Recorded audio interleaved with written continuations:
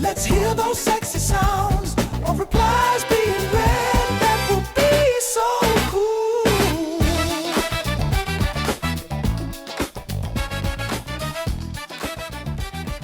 Welcome to Mansplaining, a podcast about the interesting things you can discover if you just take the time to learn. My name is Joe. I'm your co-host for this week. And as always, I'm joined by my college friend and co-host, Mark.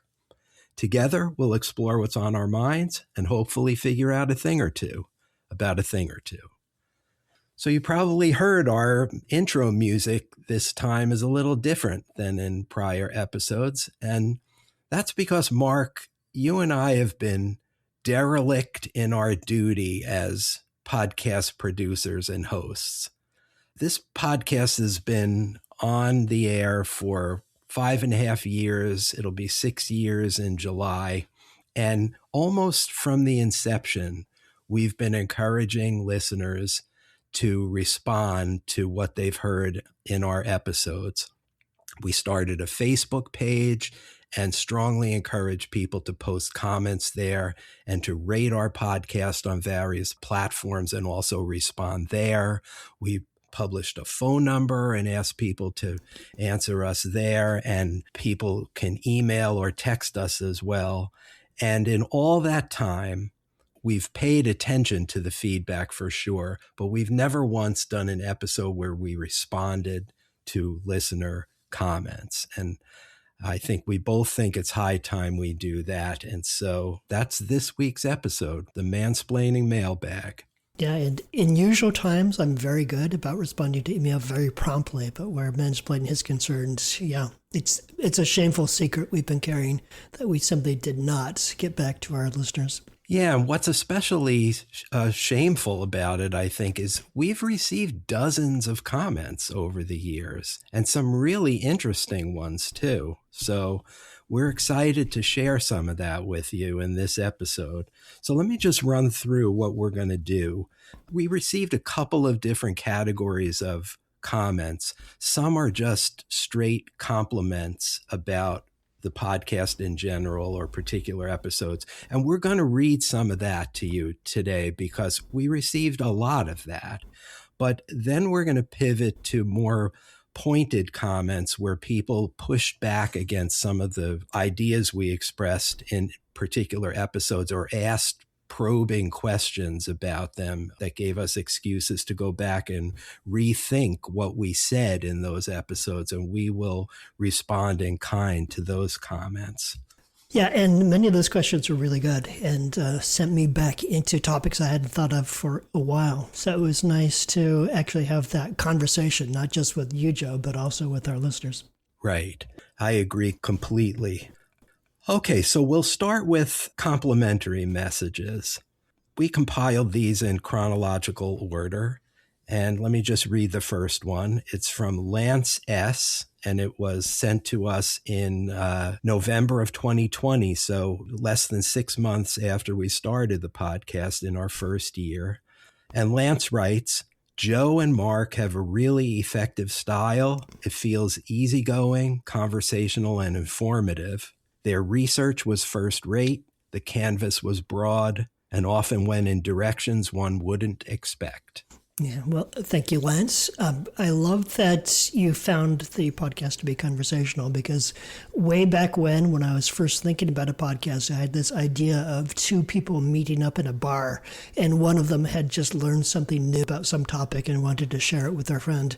And so the inception of this podcast was the idea of having a conversation about something new and interesting. So I love that came across. Yes. And to give credit where credit is due, people, Mark came up with the format for this podcast. So it's especially gratifying, I'm sure, that people appreciate it for what it was in your mind's eye. Yeah, very much so. So the next kind compliment came to us same year, 2020, from Kirk, who said, well-researched, sonically pleasing. In a media world overcome with hyperbole, your dialogue is based on the facts, and I'm impressed with information you dig up that is often counterintuitive and surprising, but always interesting. That you quietly assert your liberal lean does not diminish your viewpoint. The preparedness you bring ends up supporting it. You have strong convictions but are flexible with other advantages, particularly valid or logical ones. You should be very proud of the work you're doing here and the product that's resulted. I've signed up to be alerted to all upcoming episodes. So, Kirk, I hope you're still out there listening. Yeah, thanks a lot, Kirk. And you certainly were correct about the liberal lean. Both Mark and I go to great pains to try to make sure that our liberal lean is supported by the evidence. So I'm pleased that you feel that that's what we're communicating. Yes, we are evidence-based progressives here on this podcast. Right. Okay, our next comment is from Deborah T., December 2020. I just listened to the Christmas episode, and that was episode 12 of the podcast titled The Thing About Christmas, and enjoyed it immensely. Engaging, snappy, and I learned a lot I didn't know about the holiday. So I'm especially pleased at this comment, Mark, because I think of episode 12 as one of the best episodes of the entire podcast and where we really found our footing. And I think you agree. Yeah, it was a good example, an early example of a topic which was a sort of intellectual and scholarly deep dive on something which is a standard feature of our lives. So not at all esoteric, something that we've all experienced since childhood, but maybe didn't think so much about. And the same spirit has guided many other questions in the podcast going forward. So you're right. It really did sort of snap us into frame of what we wanted to do with mansplaining. Yeah, I feel like we hit our stride on that episode. You know, it was a historical and cultural deep dive into the juggernaut that's Christmas. I thought it was funny, you know, it was leavened by some humor, but it was also erudite, you know, in the way your contributions to that episode and a word you mentioned, syncretism, that I didn't know going in. That was absolutely appropriate to the subject matter. And I just feel that that was a complete success, that episode. And I think measuring from the amount of downloads we've gotten on that episode, the listeners agree. Yeah, for a long time it was our most popular episode of all time, for years afterwards. And about syncretism, just let me say, one of the unexpected pleasures of this podcast has been my opportunity to take words I learned in graduate school and pull them into conversation so many years later. Right. So the next compliment comes to us from Kasha from 2021. She said, "Hi, Mark and Joe. Just want you to know your podcast is fantastic. I can get carried away learning about topics, and you really put time into learning and sharing. And I've so much enjoyed listening and learning. I've always been a reader and just started listening to podcasts this past year. I do wonder, though, I noticed the podcast start with episode number 2. I keep wondering what happened to number 1. So, Joe, are we finally going to disclose what happened to episode number 1? Yeah, I mean, we've been referring to it all these years as the lost episode. So I guess it's about time we tell people why it's lost and what it was. Quite literally lost. Yes, that's the episode where we told everybody what the meaning of life was, as I recall. Yeah. So it's really a shame we lost it. I know, particularly since we both forgot what the answer was after the recording session. The actual truth of the matter is this is very much a self-taught enterprise. We have learned how to podcast. We've learned how to use our microphones. We've learned how to record and edit ourselves. And that being the very first one we recorded, I screwed it up and did not actually record my half of the podcast.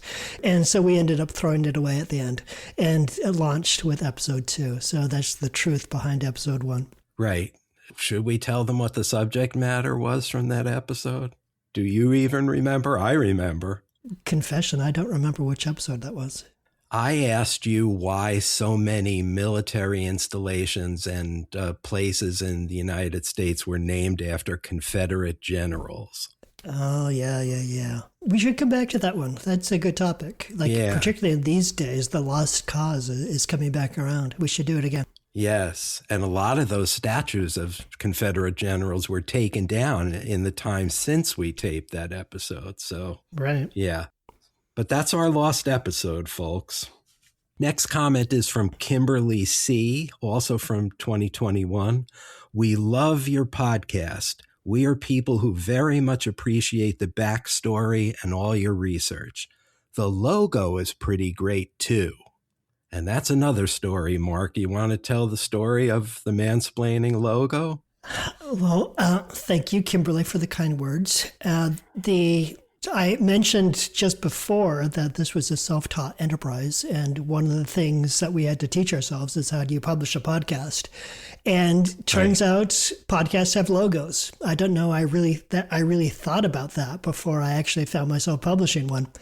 And so, yeah, we had to come up with something. And I remember the inspiration of that was to put a microphone logo on a stool with a dunce cap, as if this was a bad student being punished in a classroom. Right. And then just the Mansplaining name underneath that. Right. And I was very pleased with how it turned out. Yeah, I mean, my memory of that is that you came up with the microphone on the stool, which looked like a person projecting their ideas to the public. And because of my deep fear of dilettantism and us not being taken seriously because we're not experts, I asked that we add a self-deprecating element, and that's where the dunce cap came from. Yeah, and in retrospect, I'm glad you did, because there's one other aspect to the podcast that we haven't addressed, which is the name. In some cases, mansplaining is a controversial term because it's associated with toxic masculinity. Yes. And so putting the dunce cap on our logo, I thought, helps to signal that it's not that style of mansplaining. Right. It's mansplaining in the sense of it's two men explaining things to each other, but that we know that we don't know everything. In fact, kind of the heart of the podcast has always been that we don't know everything, that we have to go out and try to figure stuff out and find our own way through things instead of explaining everything to everyone without actually knowing what we're talking about. Right. I hope it signals to people that we don't take ourselves too seriously. We're not that asshole at the party who talks at you. Right. If you're a woman. So the next compliment comes from Fat Jordan.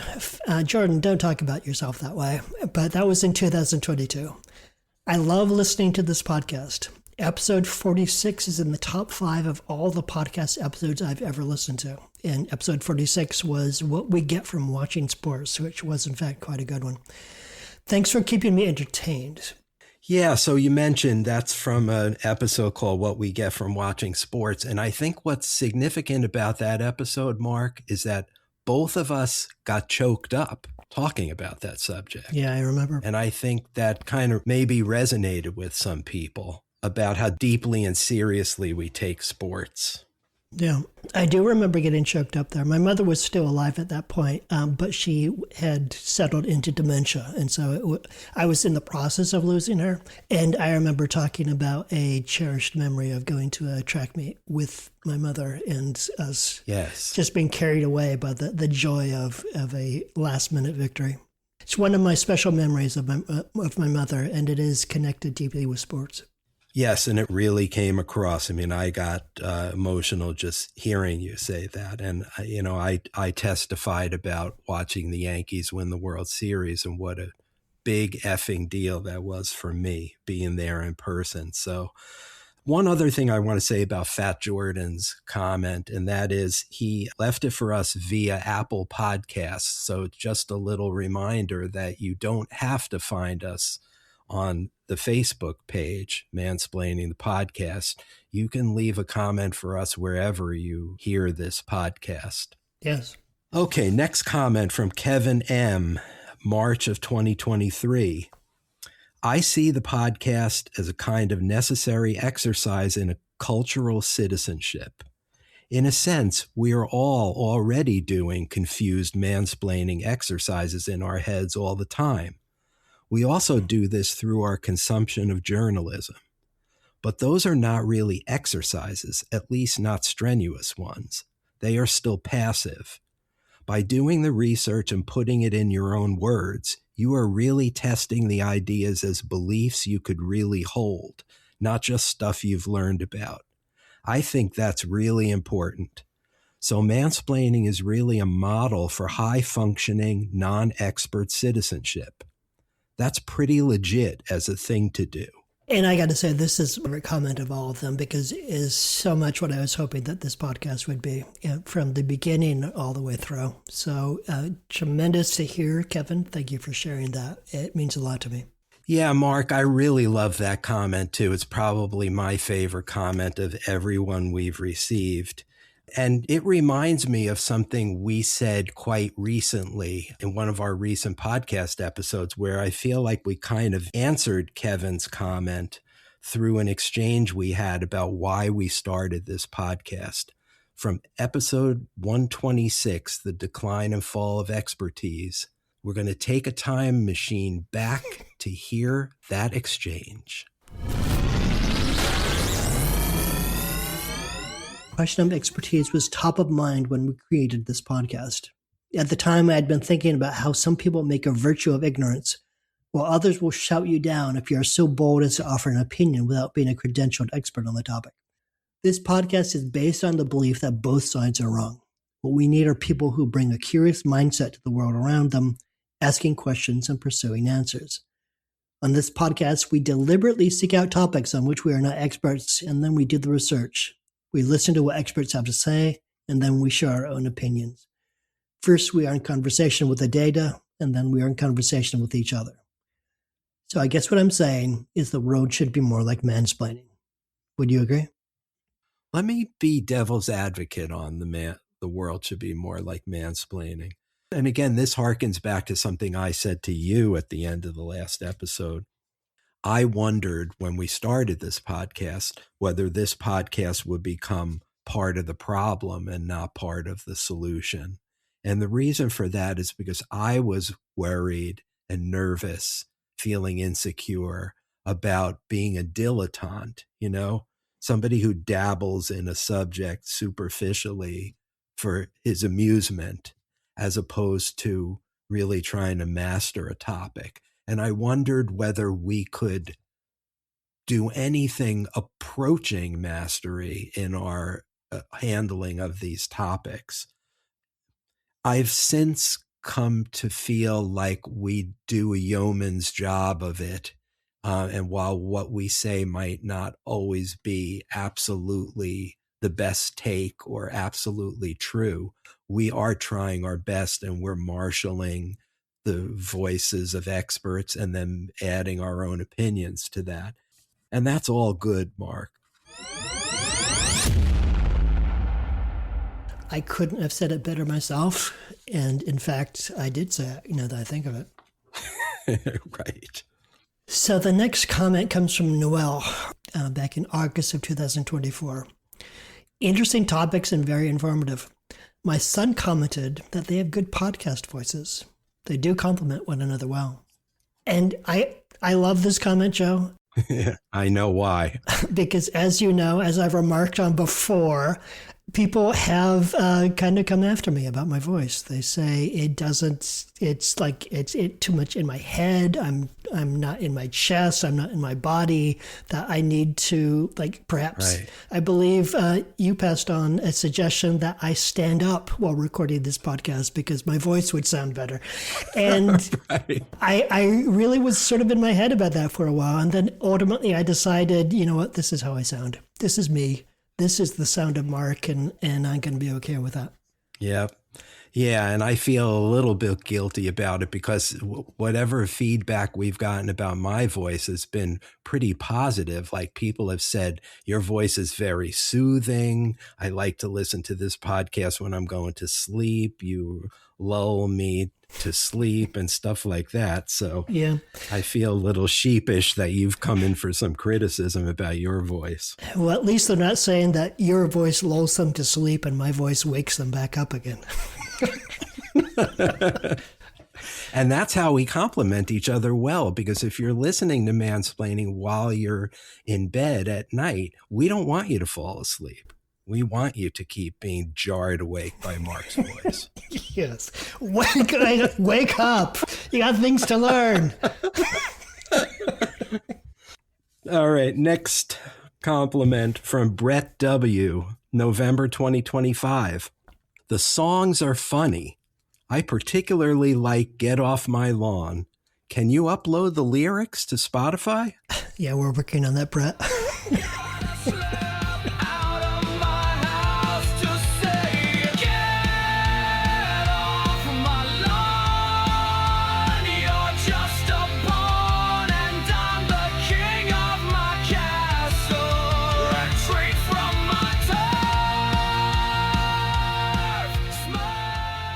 Yeah, Get Off My Lawn was a good song. I've really been happy with the songs we've done recently. I feel like we're getting better at that, at the fine art of generating music. Yes. And let's tell people how we generate that music. Pull back the curtain. Yeah, I remember once I got together with a listener and she asked me, so where can I find your band's page on Spotify? Because I've been looking for your band. And I told her the truth, and it took her aback, which is that there is no Mansplaining house band. It is AI. And longtime listeners will remember that the very first song we featured on this podcast was in the AI creative episode where we were asking whether or not AI can generate art. And I thought it would be funny as a joke to put an AI generated song at the end of that episode.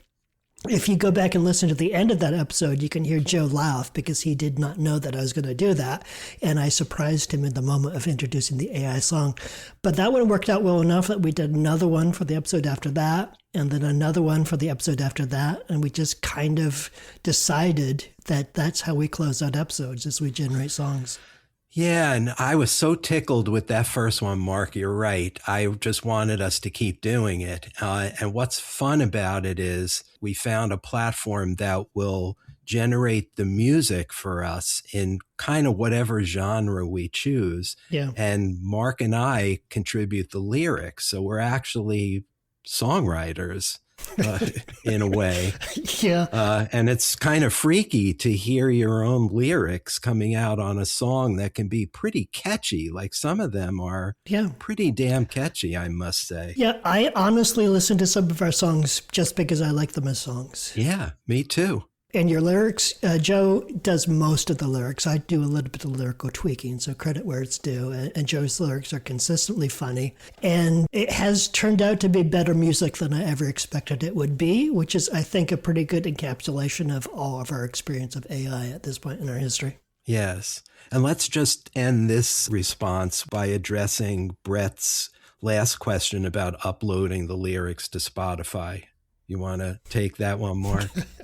Yeah, you can actually already find our lyrics on many other music platforms, but not Spotify because we have to pay extra for that. But Joe and I recently agreed that, yes, we were going to pay extra. And so we're going to be working to get our lyrics up on Spotify. Yeah, so you will soon see them there. So our last compliment, which is very good because I've enjoyed this, is from Eric. Fairly recently, November of 2025. He said, "This is the perfect podcast, as it's pleasant and not jarring to listen to. Professional but not stuck up, and most of all, informative and friendly. This is a somewhat challenging balance to strike, and they do it." Thank you, Eric. The check is in the mail. Yeah, just as we wrote it. Thank you. That's flattering. And we did not write that comment. No, but we easily could have. And I'm glad that the podcast feels friendly because I could not imagine anything better. Well, 40 plus years of friendship will do that. That comes across. That's authentic. Mark and I have been friends for a long time, and we bonded almost immediately when we met each other in college. So that's real. Yeah, yeah. Okay, so those were fun, but they were sort of appetizers, sort of teeing up things. And we want to get to the main course, the reader comments that have a bit more meat on the bone, that maybe challenged what we had to say in an episode or asked interesting follow-up questions that send us back into the data. So the first one, which you, Joe, will introduce, was about our episode on the decline and fall of the traditional newspaper. Yeah, episode 19, which was called No News is Not Necessarily Good News. We taped it in March of 2021. It was about the loss of local newspapers in the United States. And we got a lot of mail about this one. I think we probably got more comments on the Facebook page about this episode than any other one, which is interesting to me because we were talking about how if local newspapers went away, would anybody even notice, right? And yet we got a lot of comments about this one. So this comment was written soon after the episode dropped in March of 2021. Just finished listening to No News is Not Necessarily Good News. Mark seems to be extremely bright and erudite, so I cannot dismiss his point of view easily. However, his general contempt for newspapers, along with old-fashioned journalism, is stupefying. His idea that our nation will somehow limp along on Instagram and Mark Zuckerberg's largesse misses the point entirely. What say you, Mark? Well, yeah, definitely. My perspective on that one turned out to be controversial. So to set the context for that comment, let's step back into the time machine and go back to when I was talking about a seminal moment in my own relationship with newspapers. A big light bulb moment for me, and part of why I stopped being a newspaper subscriber, is the moment when I realized as a Seattle Mariners fan that the best, most in-depth coverage of the Mariners wasn't in the local papers. It was on blogs like USS Mariner or Lookout Landing. These sources weren't merely free, they also were better than what I was finding on the pages of the Seattle Times. They published a lot more material. They didn't just talk about wins and losses. They went into analysis of why the team was winning or losing, something that the more professional operations seemed quite reluctant to do. It wasn't long before I was reading those blogs every day and completely ignoring the Times sports section. So it's often said that you can't compete with free, but actually you can. If you offer something of higher quality, lots of people will pay for it. That's, after all, how fine dining competes with McDonald's. People will pay for a better version of the thing that they want. If the free stuff is better, though, than what you're asking people to pay for, that's when you've got a real problem. Mm-hmm. Right. So I think my perspective on newspapers came across as cavalier, which maybe isn't quite the point I was trying to make. Really what I wanted to say within that episode, the point I was really focusing on, is that it wasn't really a question for me of whether journalism is important. I wasn't trying to answer that question. For me, the question was whether newspapers, as we know them today, are irreplaceable in a democratic society. And I still don't believe they are. We can get our news and analysis from other sources. What is irreplaceable in a democracy is the will of the electorate to seek out information, to stay informed on the issues of the day. And I'd agree that this has degraded over time, but I'm not sure if the decline of newspapers is the cause or the effect in that scenario. Yeah, I think I agree with that. And the audio clip we played certainly explains why the Washington Post just disbanded its sports department, right? Because you can get high quality, free sports done to a very high level. Yeah. But I do think, in fairness to the probing question we received, it's different for things like investigative reporting. You know, Watergate broken by that same Washington Post. The Pentagon Papers broken by the New York Times, the Epstein matter broken by the Miami Herald. You know, I don't think we want to lose that capacity or outsource that kind of reporting to amateurs. Yeah, well, I think that's a bit of a false binary, because if I'm looking for political news and analysis, I'm probably going to go to Politico. If I'm interested in an election outcome, coming up, I'm probably going to go to 538 or something like that. And those are professional organizations, but they're not newspaper organizations. So there is a false binary between newsprint journalism and amateurs, which is probably the case in the sports blogging scenario. I would not dispute that. But there are high quality sources of investigative and analytical journalism that are not in any way associated with newspapers. And I think that those organizations pursuing different profit models that may be more sustainable than the standard newspaper, I think that might actually be present the future that we're all looking at. And I'm not necessarily saying that that's a good future, but I do think that's just where economics is leading us. Yeah, I mean, you may be right, but the reason I asked you that question in the first place is because I was really concerned about the loss of investigative journalism that's focused on community needs, which can really only be done by local newspapers. Mm-hmm. So maybe we agree to disagree on that one. Well, honestly, I think part of our disagreement is that we don't live in the same city. You get much better local journalism than I do. There is nothing within a mile of the New York Times here in the Seattle market. It just does not exist. And I think for most Americans, that's the scenario. Their local paper is pulling in the AP feed. Their sports paper prints the final score.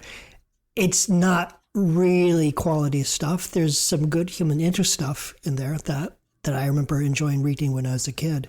But in terms of what you're thinking of as community journalism on a daily basis, what you get within your market is so much better than what the rest of us get.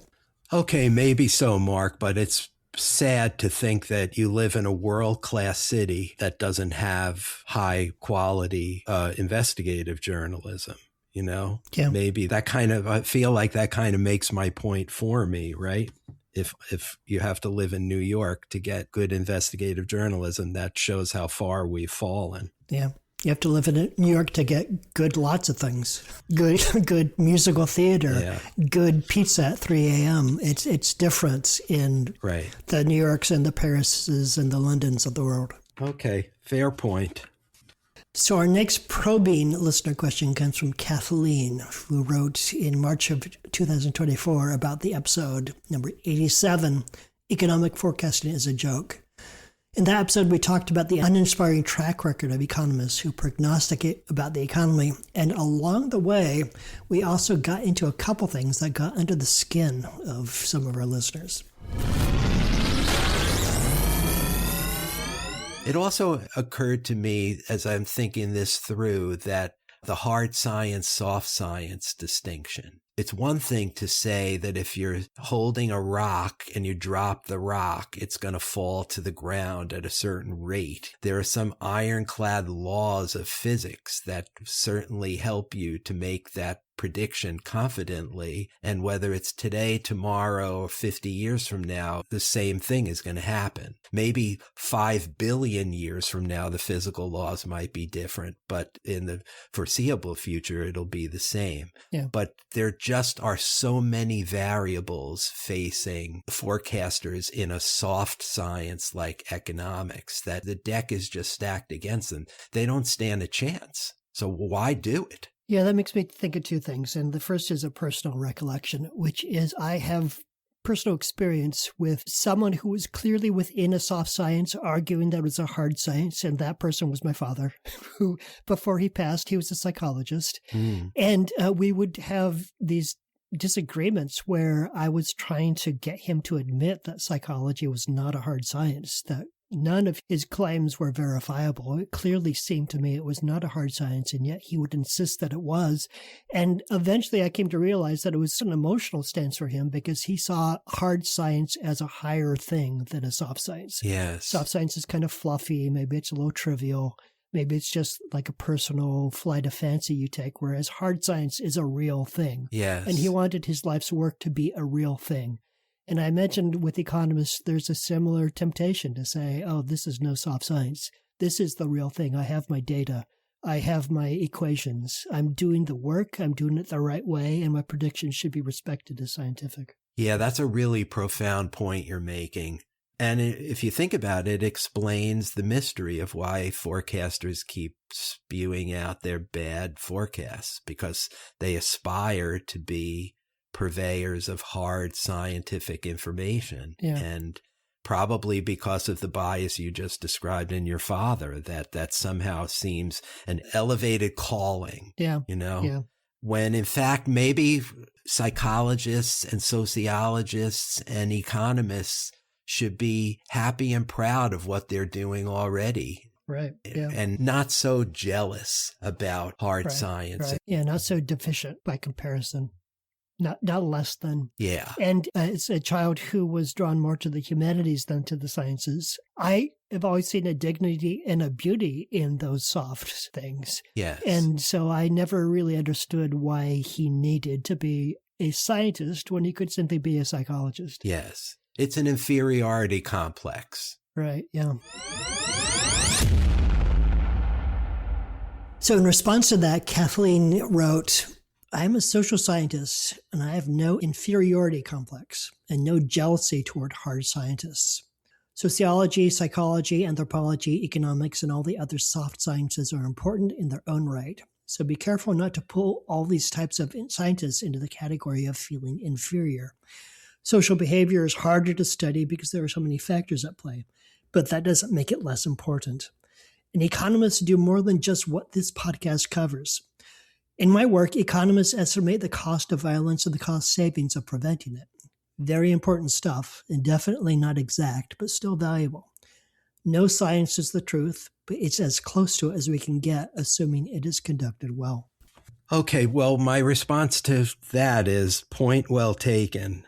I feel like though the phenomenon of overstating predictions in macroeconomics that we referenced in that episode is real. I stand by that contention, but we probably shouldn't fall prey to the same overgeneralization, which perhaps we did in that exchange. Right. You know, if we're accusing macroeconomists of overgeneralizing and reaching absurd conclusions, maybe I'm guilty of the same thing here.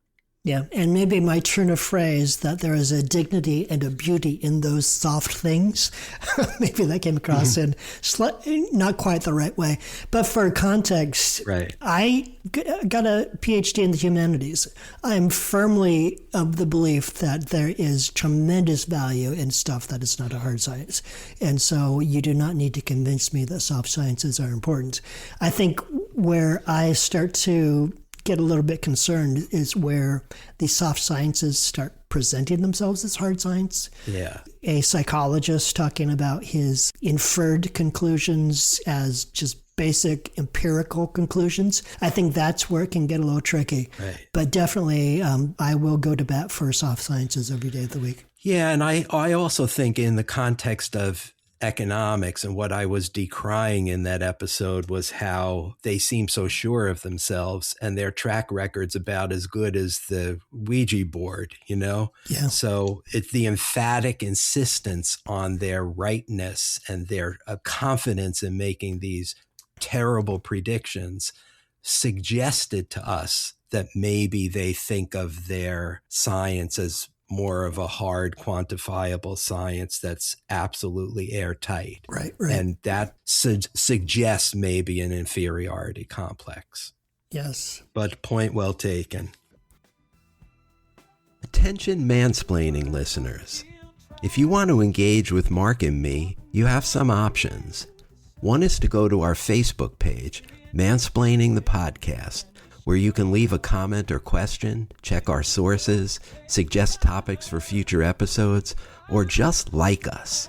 Because who doesn't want to be liked? You can also reach us through whatever app you use to listen to this podcast by giving us a 5-star rating or writing a review of your favorite episode. Or you can call and leave us a message on our dedicated voicemail box, which is 206-486-4074. And did you know that you can now listen to full episodes of Mansplaining on YouTube and check out our podcast music on Spotify? Yep, it's true. Just type Mansplaining Podcast into the search bar on either platform and you'll find us. It's lonely in podcast land, and we welcome and appreciate any feedback you might want to share. Act now, and we'll throw in a set of Ginsu knives. Not really. Our next question is about episode 80, How to Solve Immigration in 40 Minutes, which we taped in November of 2023. And that episode is exactly what it sounds like. It was about what a sensible immigration policy might look like. Right. Which was a huge topic to take on. I remember struggling with that one. But I did, towards the end of the episode, suggest what seemed like some common sense refinements to the immigration policy that might improve some aspects of it. So let's step back into the time machine to listen to my words of wisdom. So I believe a more common sense approach would be to streamline the process for entering this country legally, for starters. The data clearly shows that when the immigration process is less slow and bureaucratic, the number of illegal immigrants falls.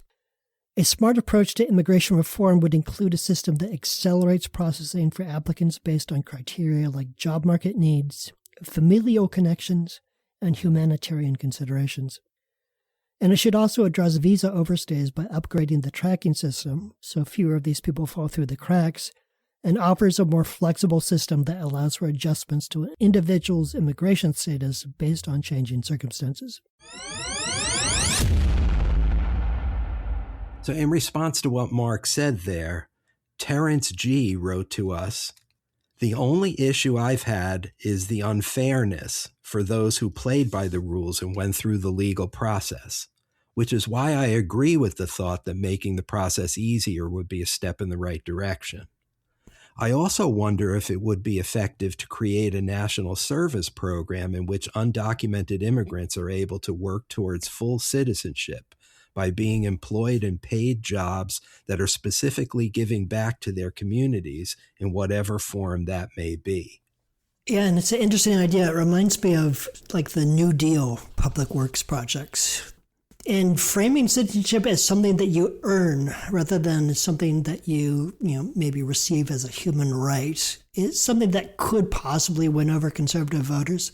And in the process, there's also a chance that it could bring needed manpower to parts of the economy that suffer from severe workforce shortages. But I could see how it also might be controversial on both sides of the aisle. On the left, the thinking be that it could lead to a form of indentured servitude. In this scenario, the immigrants don't get citizenship unless they work for years, which means their employer would have enormous power over them. They might feel forced to endure abuse, wage theft, you name it, because if they complain, they might get deported. And meanwhile, on the right, I'd expect arguments that these immigrants are depressing wages for native workers. If, for instance, pay for immigrant workers is subsidized by the government in some way, that would make it cheaper to employ them and harder for native workers to get similar jobs. And meanwhile, the talking heads on Fox News would predictably make a big deal about the notion that illegal entry into this country is not just something that we tacitly tolerate, we'll even find you a job after you've done that. So I'm intrigued by the idea. I could see where it would pay off both for the immigrant and also for the nation as a whole. But it could be very politically tricky. Yeah, I agree. I like Terrence's suggestion. I think in theory, a national service program might have some legs. And, I also like the way you framed it in the audio clip we played, Mark, about a smarter approach to immigration reform. I think the problem that overwhelms this entire conversation is that Republicans don't want any of those things. Not what Terrence described and not what you described in that episode. Yeah. They want to deport legal immigrants. They want to stem the tide of people coming in from the wrong countries. And until that changes, we're probably not going to get anywhere with comprehensive immigration reform because one side wants reform and the other side wants to deport everybody. Right.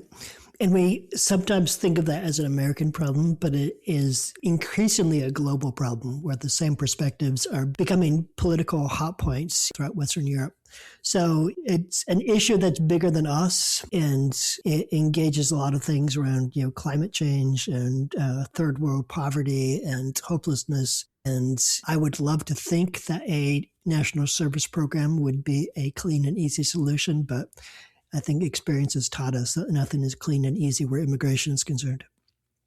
So next, in June of 2025, Kevin responded to episode 113, which was our episode exploring the origins of the practice of keeping a big green lawn in front of our houses and sometimes in back of our houses too. And he wrote, You seem to acknowledge at one point that the classic suburb is a kind of collective art project, but at others, and for the most part, you assign it the pejorative tag conformism. But if it is indeed a collective art project, then I don't see why you are dismissing it as conformism. On the contrary, it seems like a remarkable act of social coordination. What you're calling conformism is the complex, often unspoken consensus that makes a collective aesthetic sensibility possible. The classic suburban residential landscape is one of the most beautiful man-made things in America. In Europe, South America, Asia, the streets of residential neighborhoods are corridors with walls and gates. Only the American suburbanite is living in a park. I just don't see why that doesn't count for anything. Yeah, so my first thought after reading this comment, Mark, was that I didn't recall acknowledging in that episode that the classic suburb was a collective art project. Yeah, me neither. So I went back to the episode and read the transcript. And apart from quoting one writer who referred to homeowners as caretakers of a quote unquote collective aesthetic project, I did not indicate anywhere in that episode that I agreed with that assessment. Yeah. On the contrary, I mentioned how the communitarian project of neighborhood lawn building brought with it a healthy dose of peer pressure to keep your turf grass lawn beautifully mowed, which unquestionably introduces an element of conformism. Mm-hmm. But as I also pointed out in great detail in that episode, conformity is not nearly the largest price we pay for maintaining all those lawns. They are biological deserts with very little biodiversity. They preserve what one writer called an immature monoculture of half-grown foreign grass to the exclusion of native grasses and other plants that would attract pollinators and birds. The overuse of pesticides to keep lawns spotless kills birds and us too.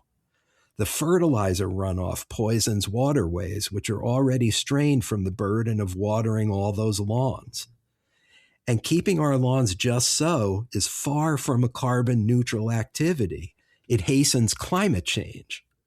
So even if I agreed about the virtue of American suburbanites living in de facto parks, I still wouldn't think that matters much compared to all the harms done by the green lawn industrial complex. Yeah, I'd also like to push back on the idea that it's a collective art project, because philosophically, it seems to me for something to be art, it needs to have artistic intent.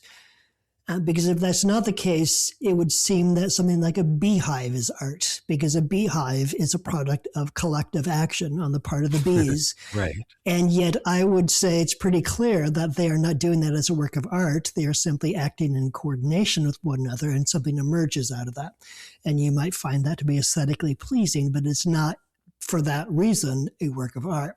And if artistic intent is required, you need to argue that the guy on the riding mower with a beer in his hand is in his own mind an artist, and that proposition is iffy at best. Yeah. I'd also like to push back on the assertion that in other countries, lived landscapes are not as attractive because they don't have green lawns in front of them. I've been in some of those countries. Those cities are often quite beautiful. Yes. It's a different beauty than you might be used to, but the beauty is still there. Yeah, agree entirely. So while this is a very provocative and interesting comment, I think we respectfully disagree. It's fair to say. Yeah. But thank you for the comment. Yes. And thank you for taking the episode in an interesting intellectual direction. I appreciate it. Yes. Okay. Our next comment is from a recent episode 126, The Decline and Fall of Expertise, which we taped January of this year. And that episode was about the disdain for experts and what the proper role of expertise in a democracy might be. And we got a comment that reads as follows. It might be good to define what you mean by experts.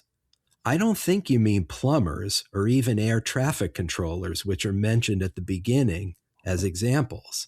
I think you mean academic/research experts.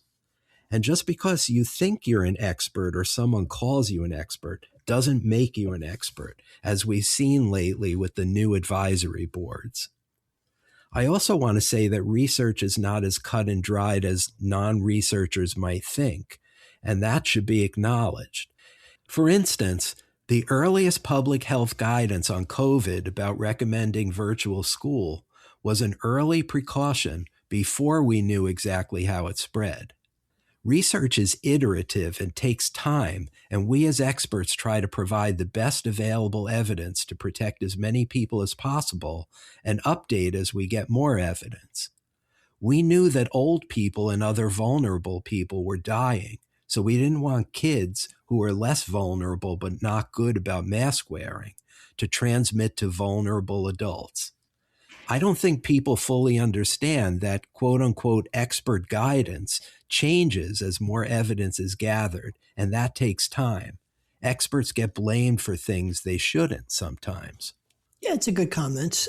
By the term expert, I meant mostly academic experts. There are obviously many other forms of expertise, but those have not been political lightning rods in this country. And being an expert plumber, for instance, is not nearly as controversial as being a Harvard professor. And I do agree that research is not always a simple, straightforward progression to the correct answer. Sometimes we have to pass through uncertainty or even uncorrected consensus before the truth is discovered. Sometimes I think it gets into messaging, though. If an expert is uncertain about something, that uncertainty should be in some way a part of the message, and we don't often see that. I've seen experts who project a false sense of certainty about something that they should know better of. And I feel in some cases, experts who are issuing, government guidelines do so with a blanket, this is what we need to do message, when it should properly be framed in a, this is what we think we should do. And as things change, we'll change the plan. And I think the perception is that that's going to convey weakness or uncertainty. It will sow doubt and breed opposition. But it gives this incorrect perception that experts will always tell you something they believe instead of what they know. And I think it lends itself to criticism of expertise after the fact. Yeah, you make a good point. I hadn't considered about the performative aspect of getting out in front of the public to say things that in press conferences that are going to be heard by hundreds of millions of people. You make a good point about how we need to take that with a grain of salt, but also understand the pressure those people are under. But mostly I feel about this comment, especially the part research is iterative. That is something we should always pay heed to. We would be well served to understand that axiom that she mentioned in the letter, that research is iterative. Yeah. I would like to think, always trying to imagine the most charitable explanation for people's behavior. I think the most charitable explanation about the outrage about the COVID lockdown is that those shutdowns were devastating to people. People lost their jobs. People had to stay home with their children because their children were not allowed to go to school. Yeah. It had an absolutely devastating effect on people's lives and on the economy writ large. And I think it led to a kind of PTSD on the part of many people who lived through COVID. And as you mentioned, I think it's fair to say that the authorities were slow to react to incoming research about COVID and kids in particular. So combined with the knee-jerk distrust of authority that we mentioned in our episode about experts, that's a toxic combination. That's a toxic situation. You already don't trust authority, and then your whole life gets shattered. And part of the reason why is because you're forced to stay home when you really can't afford to and don't want to. Yeah. That explains the behavior. Doesn't make it right or good, but it certainly explains why people reacted that way. Yeah. And when you were talking about the iterative nature of research, it made me think of something, which is, I think many of us have a false sense of what research consists of, because it's a rare question where research leads to a final answer. You tend to learn a little bit more about things, a little bit more. You push the ball a little bit down the road. And so it's an ongoing process where you get greater and greater clarity on a topic. Instead of investigate something, find out what the truth is, write it down in a book and then move on to the next question. That scenario is pretty rare, but I think that's how we tend to think that research works, and it gives us an incorrect perception of what expertise actually is. Right. Agreed. So in this case, Joe, the listener comment comes from me because I have been wondering for a while now, based on recent developments, how you feel about the John Fetterman episode that we recorded. That was number 85, John Fetterman and the Return of Blue-Collar Liberalism. Because Fetterman has become kind of a lightning rod of criticism within progressive circles recently, where he has more often than people would like aligned with Trump and conservatives on hot button issues like ICE and immigration. So I wonder, is there any update that you'd like to make to your take from the episode, or anything that you'd like to say on the topic? No comment. Just kidding. Actually, I'm glad you asked this question, Mark, because this is something that a lot of people in my personal life have asked me about, whether I'd like to reconsider what I said about John Fetterman in that episode, where I basically talked him up as the herald of a blue-collar liberalism that could become a progressive majority coalition. And it's unquestionably true that Senator Fetterman has alienated a lot of Democrats and progressives with his unapologetically pro-Israel views about the wars in Gaza and now Iran, his support of stricter border policies, his meeting with Donald Trump after the 2024 election, his rejection of calls to abolish or defund ICE, and his opposition to shutting down the federal government, all of which have manifested themselves since we taped that episode in February of 2024. But if the claim being made by people who ask me this question is that Fetterman is inconsistent or has changed his core principles since taking office, I just don't see any support for that. As I mentioned in that episode, Fetterman is a political maverick, and his modus operandi is to find practical rather than ideological solutions to the country's problems. If, as Fetterman has said many times, Democrats are the ones who are in politics to uphold the quaint New Deal era notion of making government work for people, then what sense does it make to shut down the government? Remember that anecdote I told in the episode about Fetterman befriending his political opponents? Let's listen to that clip. Here's another old conception that Fetterman did his part to renew: comity and cooperation among political rivals. During his campaign for lieutenant governor, Fetterman developed an unlikely friendship with Jeff Bartos, his Republican opponent.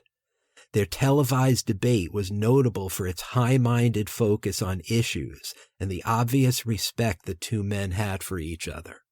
As a writer for the Philadelphia Citizen put it, quote, "Their close relationship was a testament to the quaint idea that in politics you can disagree without being disagreeable, and that when you know a rival, really know them, it enhances the likelihood of finding common ground." End quote. Fetterman said, quote, "The idea of binary politics is just silly. If you're for X, you're evil, and if you're for Y, you're pure. It's the dearth of nuance," end quote. Asked what citizens can do to encourage politicians to model civility, he added, quote, "Stop rewarding fringe behavior and fringe ideas. Demonizing gets rewarded. Voters have to reward problem solving," end quote. That sounds to me, Mark, a lot like what he's trying to accomplish now as a senator. John Fetterman may piss us off when he takes an unpopular position or opposes the Senate Democratic caucus, but that's what an idiosyncratic blue-collar liberal will sometimes do in a caucus composed of white-collar millionaires, many of whom are cosplaying as working-class heroes.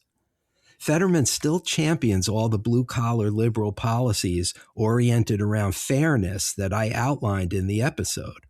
from imposing a wealth tax on rich people to opposing free trade deals that ship good-paying jobs overseas to raising the minimum wage and supporting Medicare for all. Do you think corporate Democrats like Chuck Schumer are down with that agenda?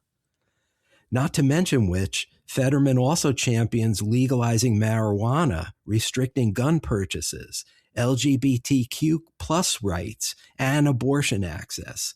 So I say, let's put away the pitchforks, shall we? And not commit the perennial Democratic mistake of making the perfect the enemy of the very, very good. Okay, second your guns. I respect that. But I've got to come back to the heart of the question, which is that Fetterman has become a lightning rod of criticism within progressive circles. Yes. And the premise was that he represents blue-collar liberalism that could create a progressive majority in the future. So if he, holding true to his principles, has become controversial on the left, does that not call into question the idea that he or his principles could be at the heart of a majority, because that majority would have to include the people who are criticizing him? Yeah, it most certainly calls it into question. You're right. I guess all I would say in response is that in the episode, I made it clear I wasn't sure that Fetterman was the right man to carry the banner. Like, I wasn't saying that he should be the next president or that he even would run for president. I sincerely doubt he's going to run for president. I doubt he's going to run for re-election because I think he's so disgusted with the way politics works. But none of that is to detract from his ideas. There is a kind of pure blue-collar liberalism in his ideas, in the things he stands for, that is consistent, and that is something that more Democrats should borrow. And I think more of them will. It's my hope that more of them will over time. Yeah, well, it'd be insane to see that play out. I do hope that some elements of blue-collar liberalism do get pulled into the next presidential election. All right. We got a couple more comments to do. And this one for you, Mark, goes back into episode 122, Why Gas Stoves Stink, which we taped in November 2025. And that episode was about the problems with gas stoves and how we might mitigate their damage. So Eric C. wrote to us in November of 2025 and said the following. I've looked into this a bit as a chef who prefers gas, and since then I've cut back on my usage. I have read that even venting does not affect benzene levels. It's curious why that should be. I have also read that the benzene can collect places other than the kitchen. As far as I'm concerned, exposure to benzene is the issue, not carbon monoxide and not particulates. I don't understand what HEPA could possibly help since it's about particulates. Benzene is almost 3 times heavier than air and probably collects lower than the vent and lower than a potential window. Also, most places require hot water heaters and furnaces to be vented to the outside, so that's a different issue from the stove, which is usually not vented. The question from a product safety angle is, could the industry remove the benzene? The chances are they can scrub it out if it's not profitable. There is benzene in the propane, and then it is also a combustion byproduct, worse at high temperatures, mitigated at lower temperatures.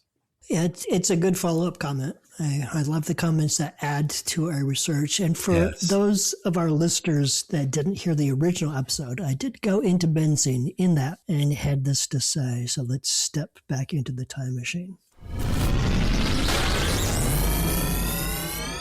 Then there's benzene exposure. Gas stove combustion releases benzene, a known human carcinogen linked to leukemia and other blood cell cancers. A 2023 study found that using gas stoves can raise indoor benzene levels higher than secondhand cigarette smoke would, and children are particularly vulnerable. They inhale more benzene per body weight than adults, and their cancer risk from gas stove-related benzene exposures nearly double that of adults. And benzene doesn't stay in the kitchen. It drifts through a home to bedrooms and living spaces. Bedrooms actually showed the highest associated health risk from benzene emissions because people spend so much of their time there. This means even family members who aren't actively cooking are being exposed to the gas.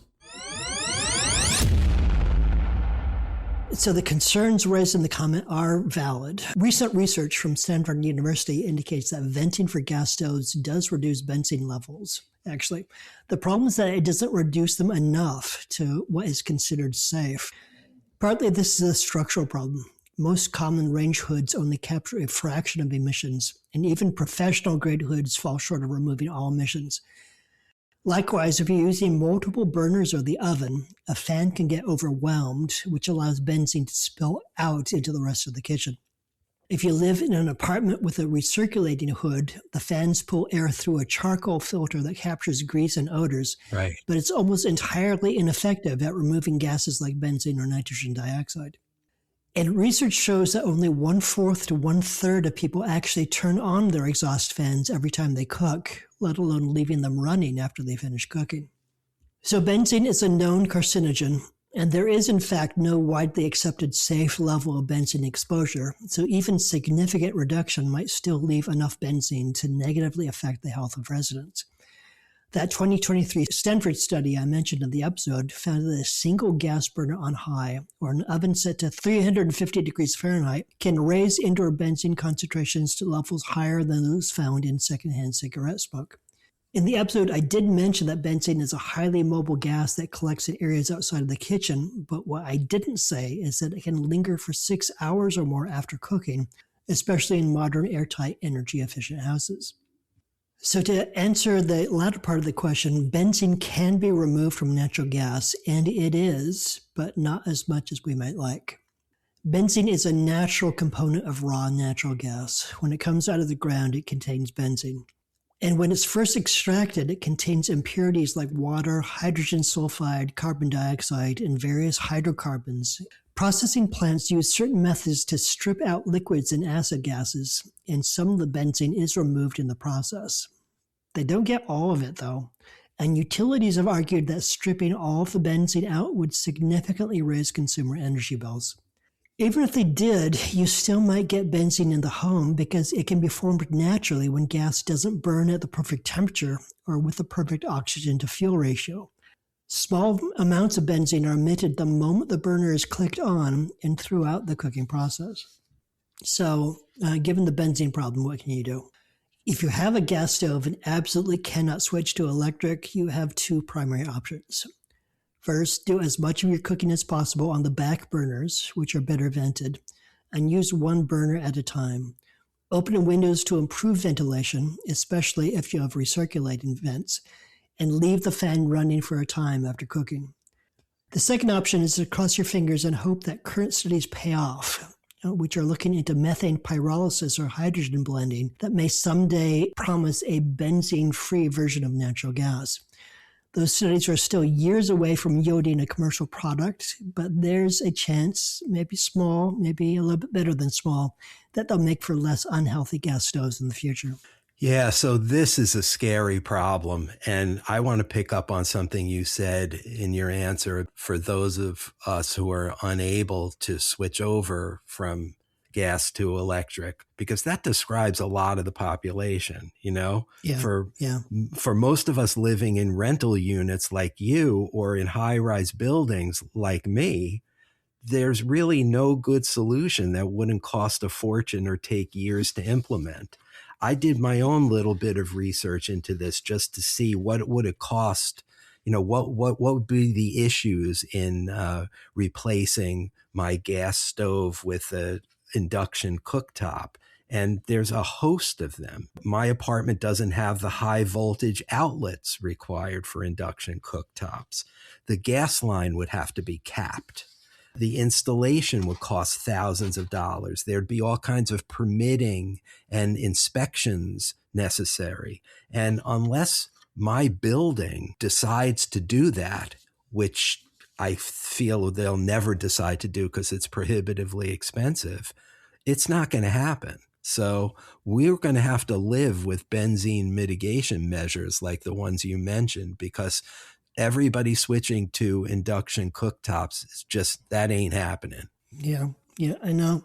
I'm fortunate, as I mentioned in the episode we recorded, that we currently have an electric stove because I would be thinking about that every single time I cooked Right. since I did the research into this. This is a good example of mansplaining, teaching me things I had no idea of before I looked into an Yes. episode. I didn't know that was an issue. I never even thought to think about it. I never even thought to investigate it. And so mansplaining has definitely convinced me that going forward, if I have any sort of choice, I'm going to choose electric. Okay, so we have one last comment to go over, and it's from Victoria in September 2021, wrote in about episode 30, the wave theory of populism, about why populist political waves form and what happens when populists take power. She said, would it be correct to say that another way of putting it is that populists are against things? They also don't have a very good understanding of things, and they resent any notion that they need to think. Yeah, so regarding Victoria's comment, I feel like you and I already addressed that directly in our episode. Listen to what we said. The conventional wisdom is that populist parties operate best as protest parties, and that protest parties can't govern, since entities that reject politics don't generate policies, they react to them. Right. And when that entity assumes power, it can't protest itself. Right. Yeah. The Trump presidency did nothing to upend that conventional wisdom. And Republicans generally seem utterly incapable of governing now that they're in the thrall of populist fever. I have a fair amount of sympathy for the idea that Democrats and Republicans grew too close together and were basically just focused on getting reelected. I have sympathy for that point of view. Yeah. So I'm on the same page with populists on that. But if your basic premise is that government itself is the problem, then once you become the government, there's nothing you can do with that power. Yes. Like you have defanged yourself before you had the opportunity to do anything with the office. Yes, exactly. And there's also kind of a logical fallacy in when the populists take control. I mean, think about this. After all the anti-elite rhetoric, don't they cease to be populists after they acquire power and become the political elite that they once railed against? Absolutely, yeah. So yes, Victoria, populists are against things. To be fair, they're also for things, but they're just not very good at implementing the things they're for. And I think some of the right-wing populists in power today have learned that it's a lot easier to be against things than it is to be in power and responsible for fixing all the things they're against. Right, yeah. I offer Trump 2.0 into evidence as Exhibit A for this phenomenon. They got elected stating that illegal aliens were murdering Americans. And now to fix that problem, they're sweeping up thousands of unarmed, nonviolent, hardworking immigrants on the street and murdering any American citizens who get in their way. They campaigned on making groceries affordable, and after winning, their big legislative initiative was to extend the tax cuts for millionaires and billionaires. They rode into office promising to release all documents relating to Jeffrey Epstein until they got access to the files and noticed they're teeming with the names of all their rich scumbag friends. Sounds to me like the dog who caught the car, an opposition grievance party that accidentally got elected again and still doesn't have a clue how to govern or any real interest in doing right by its voters. That's populism in action. Yeah. The way I look at it is populists gain support by identifying a common enemy. And they lend urgency to their message by describing the country as in a state of terminal decline. It's failed, and the populist is the only one who can fix it. Right. And meanwhile, what they support tends to be pretty abstract. You know, ideas like common sense or national pride, the American way, the forgotten man. What they oppose tends to be specific. What they support tends to be vague. And at the end of the day, they rely on a fact that we've remarked on more than once on this podcast, which is that hate and fear are powerful motivating factors, very powerful. A great way to get people to the polls is to make them afraid. Right. And there are some politicians out there who, because of their values and their purpose, refuse to lower themselves to that level. Populists live at that level. And for that reason, it can be very difficult to defeat them. Yeah, I agree completely. And you just think about the words you use, like the terminal decline. That's what they campaign on, right? The country is in terminal decline. Well, what an intellectual cul-de-sac that becomes when you win the frigging election. And then you're responsible for the country that's in terminal decline. Right. By definition, the patient is terminal. So how the hell are you going to help?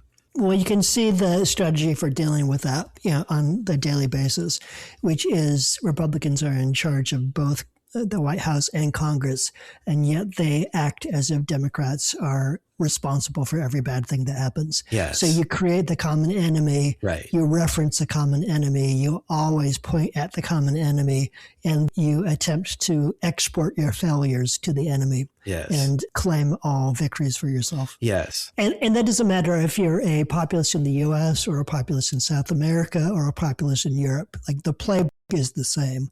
Right. But as every poll taken in the last 6 months indicates, that strategy ain't working.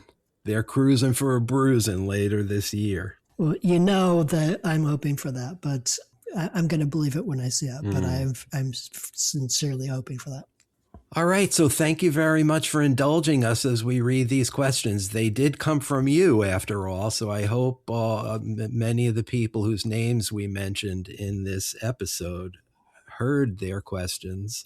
And we so appreciate that you care enough to write to us. Right. And we also promise that we're not going to take 5.5 years before we read the next batch of comments, right? Yeah. Yeah, it might be 6 years, but definitely will not be 5.5. But I would love it if this episode inspired other listeners to write in, or hey, leave us a voicemail. No one has ever left us a voicemail at our voicemail number. You could be the first listener. Leave us a voicemail with a question or a comment, and you could feature into a future episode of Mansplaining. But to get back to regular order now, Mark, I believe you have a question for me for next time. Yes, I do. So this episode was all about looking back at previous episodes, and I'm going to do that one more time because a while ago, way back in episode number 43, you asked me to get in the mind of an anti-vaxxer and explain to you how that perspective could possibly make sense to someone. Yes, I remember that. I did my best with that, and now I'm going to turn the tables on you. This time, the topic is flat earthers. People who, despite all evidence to the contrary, are convinced that the world is flat and that if you travel too far in any one direction, you'll fall off the edge. I really, really struggle to understand how anyone can believe this. We've talked before on this podcast about the need for us to do less name-calling and try for empathy and greater understanding. So this is your challenge, and I know it's going to be a big one. For the next episode, please make this make sense. Do your best to get inside the head of a flat earther and explain to me how someone might arrive at that belief and hold to it when everyone else on this big round world is telling you that you're dead wrong. Wow. Okay, Mark. I actually think that's a really interesting question. I thought you might be going in a different direction with that because the term flat earthers has become so generic. You know, it like generically describes anyone who denies objective reality, you know? Mm-hmm. But you want me to address the literal flat earthers. Yes. The people who shoot themselves up in rockets so that they can get to a high enough altitude to see off the end of the earth. Okay, will do. Well, you heard it, folks. That's my mission for next time, and we will come back to you in a few weeks with that next episode. But until then, this is Joe, and that was Mark, and we'll see you next time. See you then. It's the Mansplaining Mailbag. Tell those sexy guys what's on your mind. It's the Mansplaining Mailbag. Reach out if you're so inclined. Feedback is good. You know you should. Drop a line to the Mansplaining Mailbag. Let's be honest, you really need it the Mansplaining Mailbag. Mark and Joe might even read it.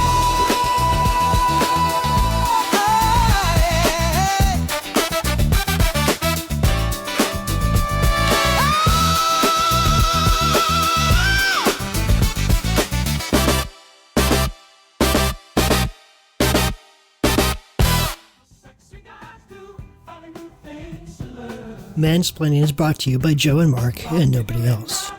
Music composed and performed by the Mansplaining House Band. Thank you for spending your time with us, and we'll see you next time.